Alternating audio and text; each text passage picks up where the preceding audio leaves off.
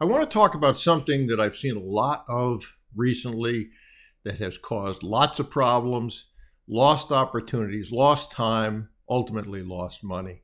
And that is that your silence is agreement.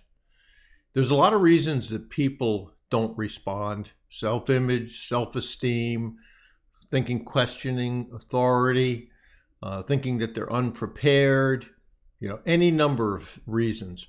But when you are in a situation where someone mentions something that you know absolutely is something that needs to be addressed, don't ignore it. Address it then. So for instance, if you're doing seller finance and someone said to you, well, I'm going to need a down payment.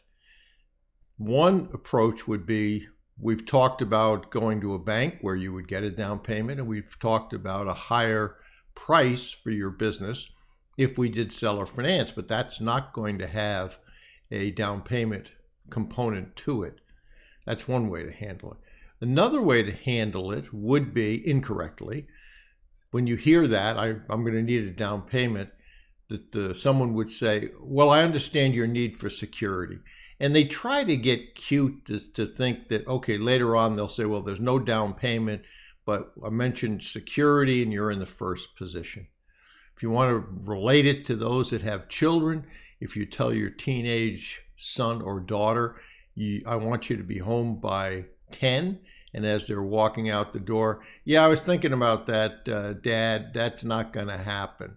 And you let them go out the door with that being the last thing that was said, they're almost certainly going to say, well, he didn't say anything about it, so I don't need to be home by 10. So think about the discussions you have had. Think about being afraid. And a lot of times people don't want to ask the questions that they are afraid of the answer from. So you may have a great prospect. One of the questions that I suggest you ask is there anything in your past that would be a problem for us in getting financing or anything else? And so oftentimes, if you give an explanation as to why you're going to ask a tough question, people will understand that. In that, I realize that's a tough question, but I have a responsibility to protect the reputation of the board. So I ask everybody, is there anything in your past? And I hope you understand it. And then they'll say yes or no. And then trust but verify. Go find out if there is anything in their background. But realize that if you don't do that, if you don't address those questions, later on they'll bite you. I had a mentee who probably 8 months ago, started working on his board, completed his board, and then he had a conversation with his legal director and his chairman. And it was clear that those two had talked and had basically said that the board's not going to do any due diligence, and so you're going to need a team to do that, and I hope you have deep pockets, to which he didn't say anything. And I said to him, you really need to go back and have that discussion with them. And what's very likely going to happen is your chair is going to resign, your legal director is going to resign, and they probably will send an email to the rest of the board, which means that the rest of the board will resign. The first two things have happened as I predicted. Sadly, I hope I was wrong, but I wasn't. The chairman said, no, if you don't have deep pockets, then essentially too much liability and I don't want to be part of this. The legal director said the same thing and disappeared.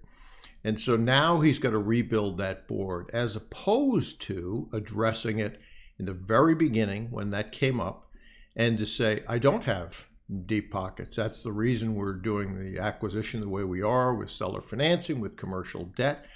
And yes, the board is going to do high-level due diligence. And if you have a problem with that, this is not the right board for you. One of the things that's important is when you're sitting across from somebody is your mindset, your self-image, your self-esteem. And many people get intimidated by bankers in particular.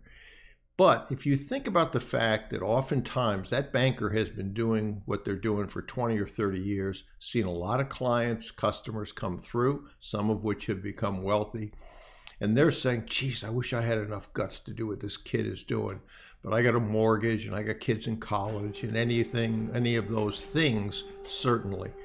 And as a result of that, they sit there and they're envious of you. If you can wrap your head around that mindset, then your interaction will be much, much different with those people. So I would encourage you to think about that. Think about how you're interacting. Think about what you've already done in putting together a board and address those things in that manner. I had a mentee who before every call got nervous, but then she said, oh, what would I do if I had 60 of these? How would I behave? And if you can do that, and if you can get that mindset, these interactions will be much different. And you won't be afraid to say no. You won't be afraid to ask tough questions. But oftentimes when it's your first one, you're thinking, anyway, anyhow, I got to make sure I get this deal done. So yes, silence is agreement.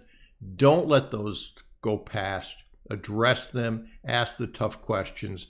And you might, as some homework, if you want some homework, think about a question that you haven't been asking of board members during interviews or professionals or prospects that you've avoided asking, and ask that question and see what the results are.